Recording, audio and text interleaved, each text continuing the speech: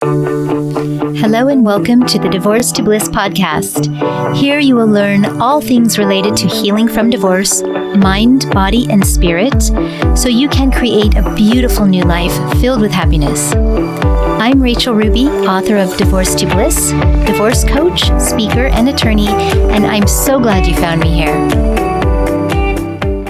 Hello and welcome to the Divorce to Bliss podcast. I'm Rachel Ruby, and today we are going to be talking about the importance of styling and how what you wear can actually affect your healing journey. I know it might sound a little strange to some people, but stay tuned because we're going to have some great information. My guest today is Lyndell Werling. Lyndell is a wardrobe stylist who partners with entrepreneurs, executives, and everyday individuals to craft signature styles that set them apart and elevate their personal brand. With an eye for detail and a passion for visual storytelling, Lyndell has styled national television segments, magazine covers, commercials, and social media content for a range of marquee, international, and emerging brands. Lyndell holds a business administration degree from the University of San Diego, as well as an MBA and a master's in project management from the University of Southern California, bringing a strategic and professional approach to every client and creative collaboration. I am so excited to have her here today. Lyndell, welcome to the podcast. Thank you so much for having me. I'm really excited to spend some time chatting about all these topics, and I love what you're doing. So this feels like a really great opportunity to just share ideas. Yeah, it's a wonderful opportunity, and I'm excited to have you. So let's jump right in and start from a broad viewpoint. And I would love for you to tell the listeners and the viewers, why is styling so important? And why don't many women dress right? This is a great question. And I feel like wardrobe styling is sort of an emerging and newer concept for many people. With the advent of the Rachel Zoe project, it sort of was a reality show that people learned what a wardrobe stylist is. But ultimately, when we go out into the world, we meet people where they are. And oftentimes we're looking to present our best self.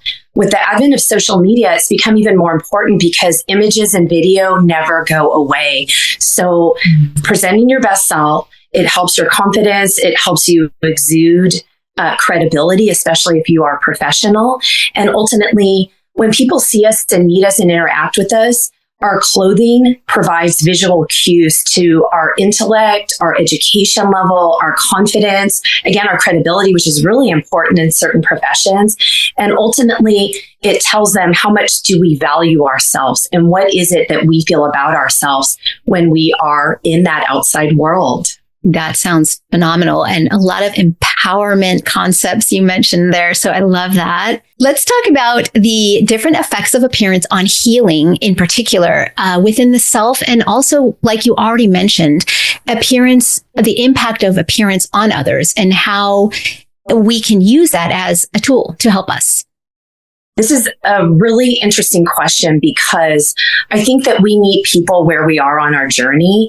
And related to your listeners and to your viewers, divorce is an excruciating, a difficult, and an unknown process. And it's characterized in many stages by grief. So that is impacted by what we wear, right? If we're in the middle of grief, we may want to be invisible. We may not want people to notice us, to start forming impressions about us. We're in the meantime reshaping who we are, redefining who we are, reworking on ourselves. So I think that the impact of what we wear is ultimately everywhere we go.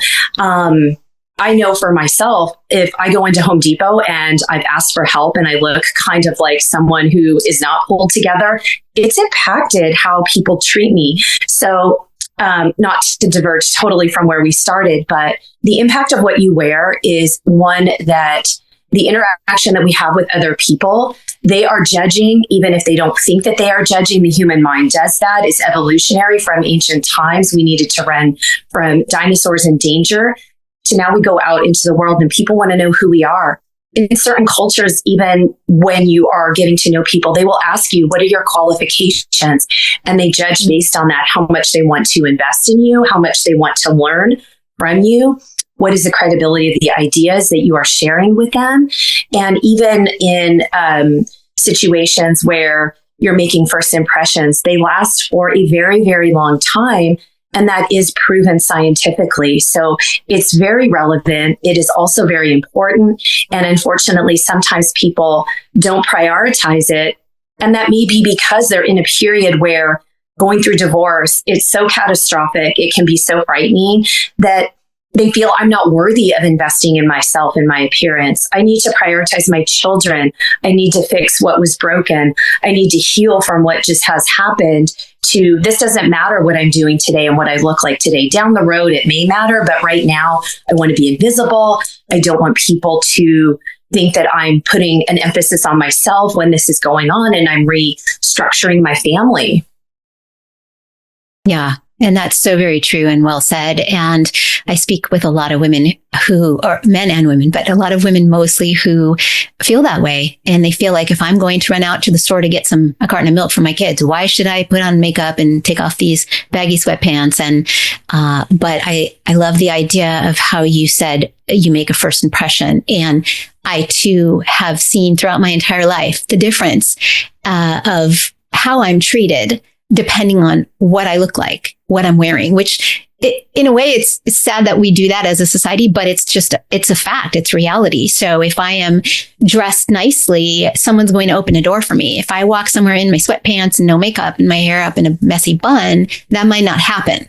But True. Also it does something to trigger the way I feel inside, because when I am dressed nice, I know that I feel good. I do it for me. I feel good when I dress nice. Yeah. Exactly. You exude a little bit more energy. And as a follow on to that, I think there is a perception that the only thing that matters is what we do, not how we look. And that can be a little bit tricky to find the right balance for each of us. But both matter. They do. They do. So what's the most common mistake that many women make in general when it comes to choosing clothing to wear? And we kind of already talked about how this can be affected by our life circumstances, such as the way you might be feeling when you're going through divorce, which is a trauma. But what do you think is the most common mistake women make, and how can they try to get over that hump, so to speak? The term mistake is one that's interesting because for women, I think a lot of people do, the best that they can. And it sort of depends on ages, right? So if you're in that late 40s, early 50s, the mistake that you might make is that you aren't sure how to dress for your age. You aren't sure what to do because your body is changing. And that may be a little bit different if you're younger, if you're older, if you're in a professional environment. But ultimately, what I think it is not making yourself a priority and not really realizing that it is okay to do that. And a lot of people will say, well, I'm going to do it. And they give you a list of reasons and timelines.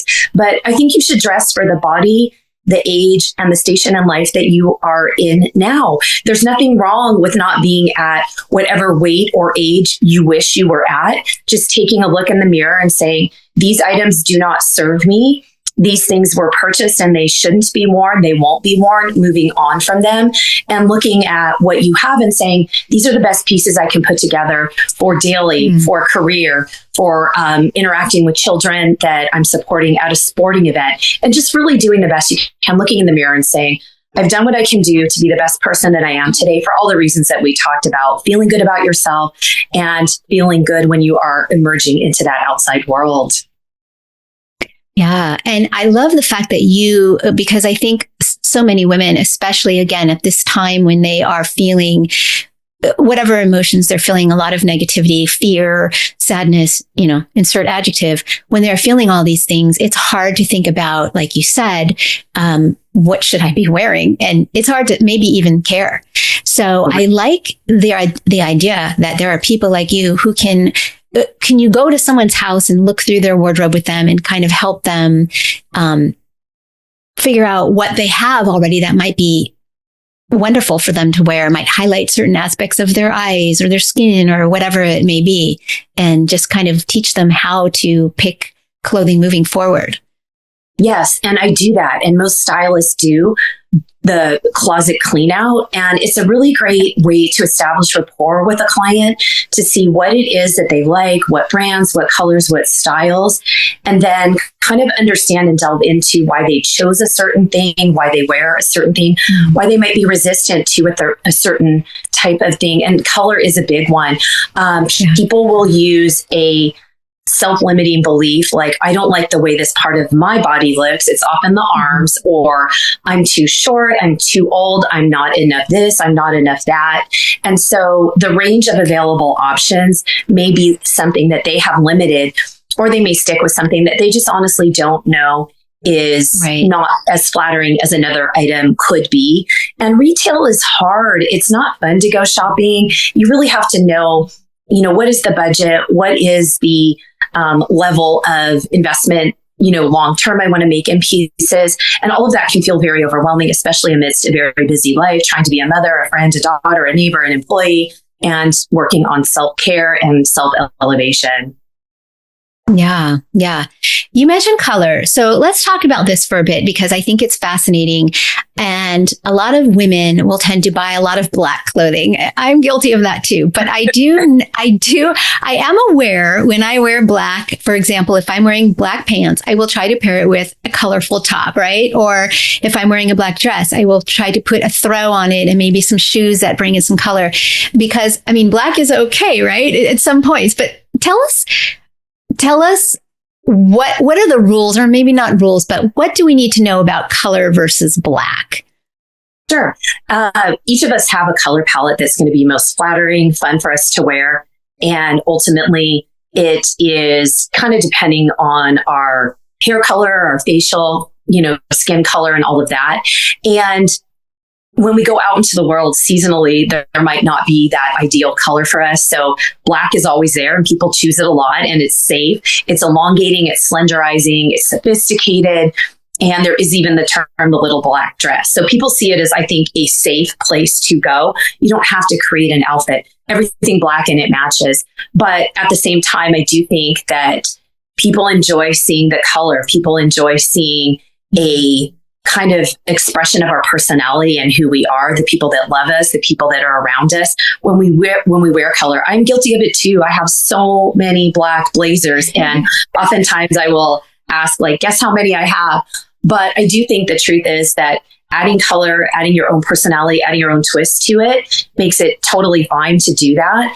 And then, with black as well, it is really easy if you live in places like I do in Southern California, where we don't have seasons to wear it all year round. So people feel like if they put money into black, it can serve them for a long time. So it is a little bit of a chicken and the egg on the color black. But I do encourage people to think about, what are their power colors?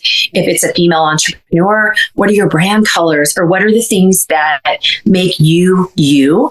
And when you start to incorporate those into your wardrobe, you end up then having, like you're saying, the shoes or the throw, the bag, that will actually kind of all work together when you find the colors that you enjoy wearing, and you aren't experimenting and making an investment in this piece that's a color, then, it doesn't go with this piece. And then you end up having mismatched pieces that aren't good investments that you won't use.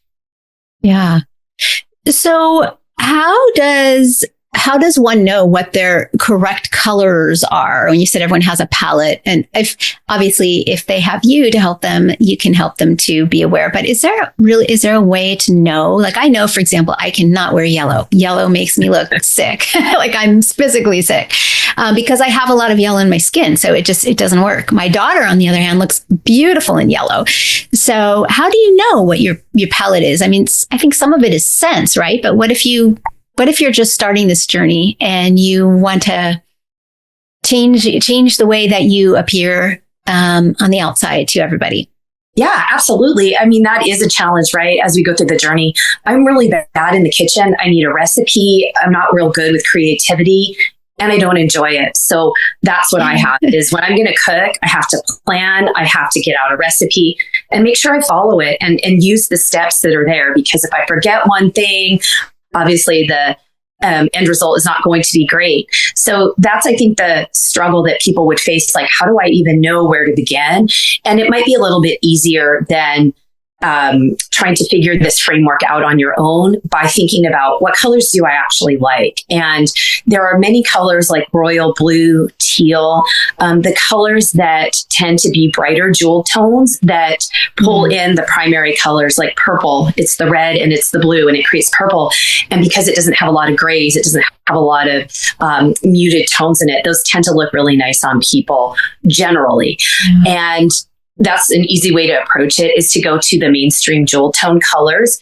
You can also go online. There are tools, assessment tools. You can even take a color wheel, which you can buy at Michael's or on Amazon, and just look at the colors and kind of suggest to yourself as you're holding it up, does this look good on me? What have I liked in the past that hasn't been black or white or gray? What do other people think? If you have a trusted friend, a family member, or a child that's mature enough to care about the color wheel and help you with it. Right. You know, that can be a good way to go about it if you don't want to go into great detail, hiring somebody to do that. And it would probably be real easy to figure that out without a lot of guesswork, I think, for most people. Yeah. Yeah.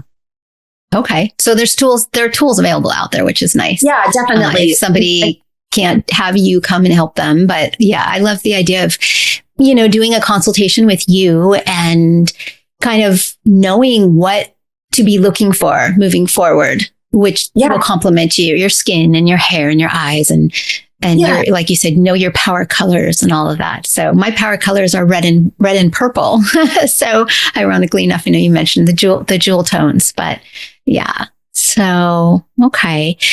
What about, you did allude earlier to age appropriate clothing. Let's dive a little bit more into that. And how does a woman know what to wear? She may not know. A lot of women don't, because I see them all the time, know what to wear that's age appropriate. And for example, someone in her 50s or 60s trying to fit into maybe a little crop top. Now, if you're a bodybuilder and you've got it, then yeah. But something like that may not be. I wouldn't put myself in that.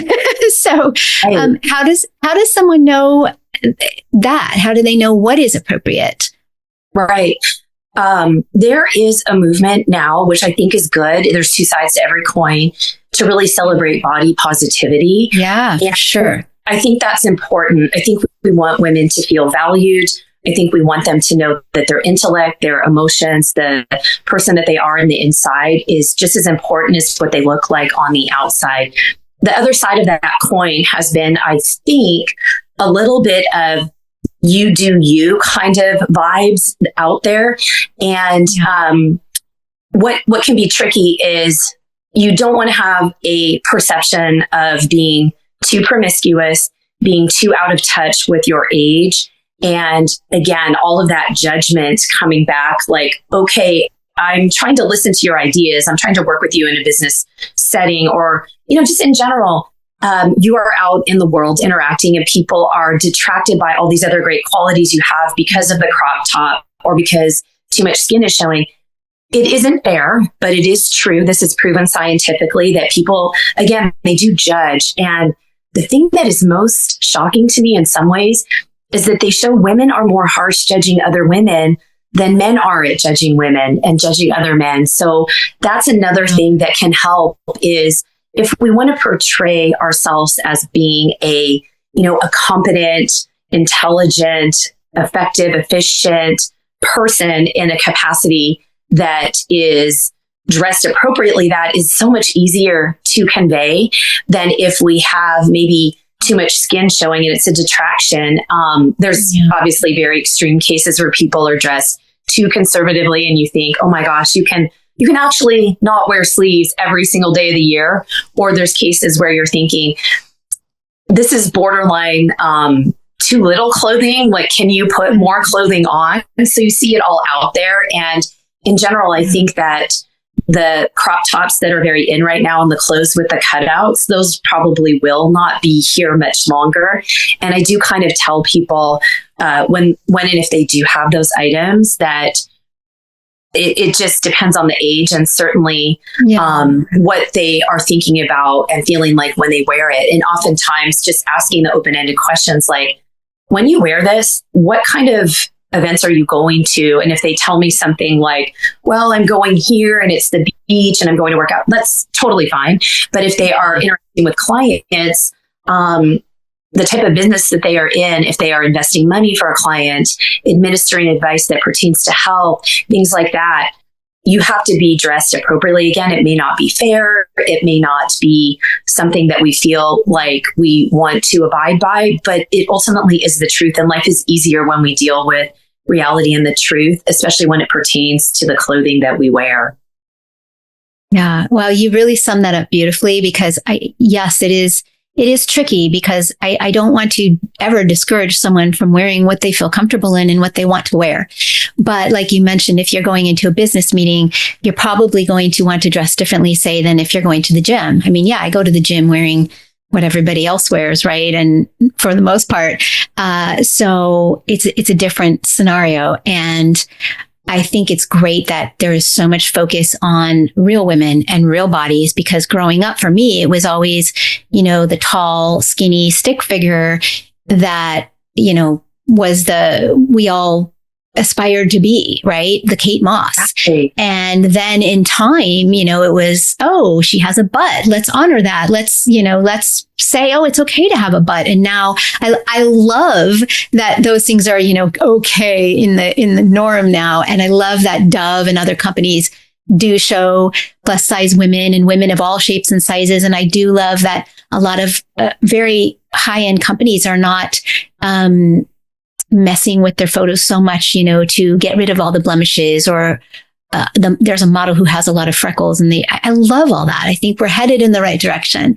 But exactly. I also think as in my 50s, I really, when I go to buy clothes, it's very different now because I really look at what's classic and the pieces that I can keep in my wardrobe that will kind of withstand time, that I could put maybe, like you said, some different jewelry or a jacket or a throw or a different bag with, and just have that as a classic piece. I'm not interested in buying those really newfangled, it's in for the moment pieces, but that's just me.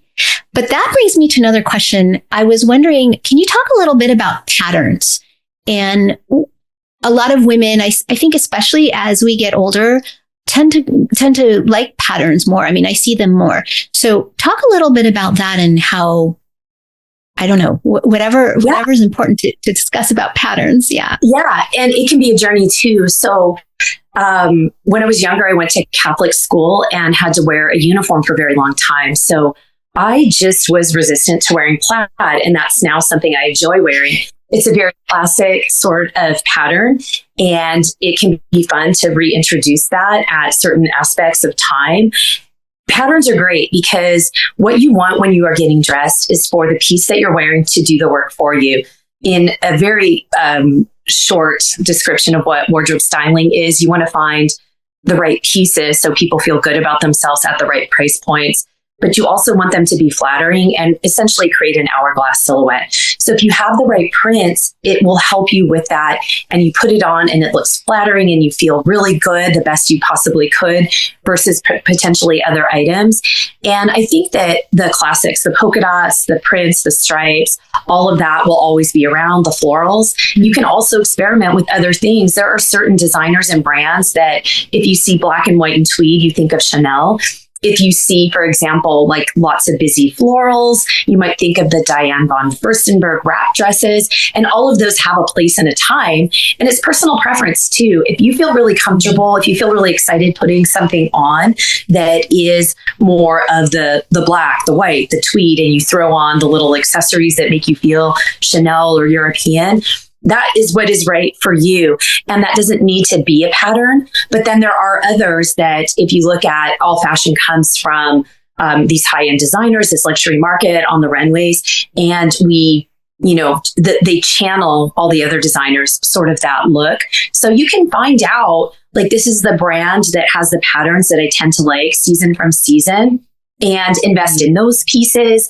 And then just keep in mind, I really liked this one and what was unique about it. Maybe the print was only so big versus this big, and it looked really nice on me. And the patterns and the prints can do a lot to conceal. Like, for example, if there's an area of your body that you feel uncomfortable with, if you place a really large, distinct pattern right on top of it, that probably won't be your favorite item to wear. But if another area is more favorite for you, you feel good about that area, laying a print on top of it or accentuating that area is probably going to be something that you enjoy a bit more. So you can use it to really help you create a shape and a silhouette. And then just notice, what are the items that have worked well for me? And keep in mind, as you are purchasing new ones, that didn't work, and try to figure out the reasons why on that print or that pattern. That's great advice. Thank you.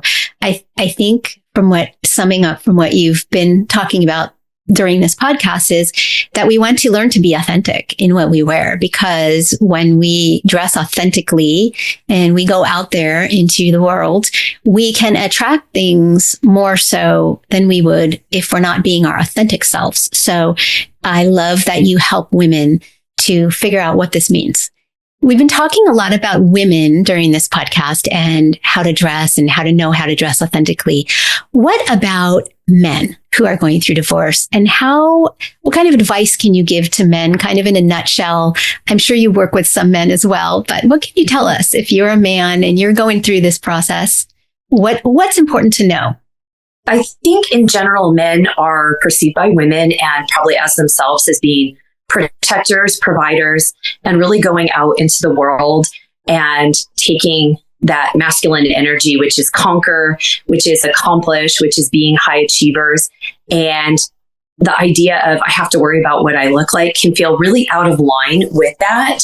And as they go through divorce, it can be really confusing. Like, okay, I got to kind of take a step back and redefine who I am. And like, where does what I look like fall into that? And they may not realize, may not care, may not even, be top of mind for them that the clothes are important to that. They're thinking more, what is my physique? All of those types of aspects of the appearance. But there really are easy things that can be done. And as men age, different types of attire, just as for women, can be more of a choice that is flattering. So I think it's important for them to think about that. It can be really difficult, almost like for someone like me going out and trying to buy electronics or buy a car. It's just not where I have the greatest area of competency. Stylists are great for that. And if it's not something that a man is interested or can invest in, there's even the services like Stitch Fix that can help with that. Just bring in some new clothes for you that when you go out there, you're like, oh my gosh, this shirt is really flattering. I feel empowered. I feel good about myself, and I can let go of some of those other things that deep down they probably know they should let go of. Yeah. Well, thank you. That's wonderful. And I don't know if there's anything else that's important that you'd like to add about clothing or dressing authentically. If there's anything, please share. I would sum it up today that I think the connection we've made and the ideas that you asked me to share are really important for women. Even in some of that work that you mentioned that I did, there are some people who most on this podcast would recognize or could look up and say, this is the ideal perfect woman. And even those ladies share insecurities that they have. So we all do. There's probably not very many people on this planet that feel 100% confident in everything head to toe that they carry into the world. And we should release those beliefs to the best ability that we have and get control of our minds and just say, I'm doing the best that I can. This is who I am today. Everybody else has these sorts of feelings that I wish I was more this, less that. And let go of those and just work on being present in where we are, the place and the time, and not let a feeling of the magazines and social media show this impact us and let us feel less than who we are, especially with divorce, because we're already potentially looking so deeply inward, and adding and layering onto it any negativity is just it's not going to get us out and into a better place any sooner. Beautiful. Thank you. Yes, my pleasure. I really enjoyed connecting with you and sharing all these ideas and topics. And I love the work that you're doing. I think it's really important for those out there seeking the resources that you're making available. Well, thank you so much. I love to have people like you on the show who can help talk about things that maybe the average person may not have thought of, especially when going through this process. And it's just something else that you can do from the comfort of your own home, or by hiring a wonderful person such as yourself to learn more about who you are, who you want to be, and kind of embrace what you are going through, knowing that you're going to get to the other end and create a beautiful new life. So thank you for being here today. For those of you who are watching, I will put Lyndell's contact information up on screen. And for those who are listening, you can see that in the show notes. So if you like to reach out to her and find out how to invite her in to help you get styled, please do. And thank you so much for joining us today, Lyndell. I really appreciate it. Thank you for having me.